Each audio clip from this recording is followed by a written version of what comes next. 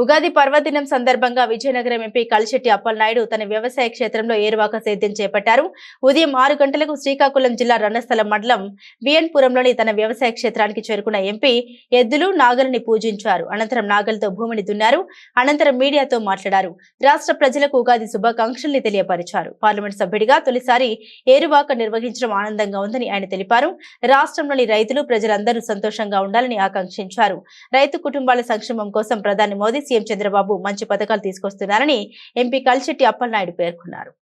ఉగాది సందర్భంగా తెల్లవారుజామున మా పండితులు ఏరువాక కార్యక్రమానికి తెల్లవారుజామున ముహూర్తం పెట్టారు.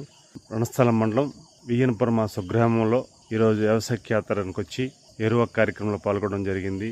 తెల్లవారుజామున ముహూర్తం తర్వాత ఈరోజు రైతులకి పాడి పంటలు రావాలని, అన్ని రంగాల అభివృద్ధి చెందాలని, అలాగే తెలుగు ప్రజలకు కూడా అందరూ ఆయురారోగ్యాలతో ఉండాలి, ఆనందంతో ఉండాలని కోరుకుంటూ ఈరోజు ఏరువాక కార్యక్రమం మా తల్లిదండ్రులు ఇచ్చిన ఈ సంపదలోనే ఈరోజు కార్యక్రమం అక్షయక్షేత్రం చేశాం. రైతు బిడ్డగా గతంలో చేశాను.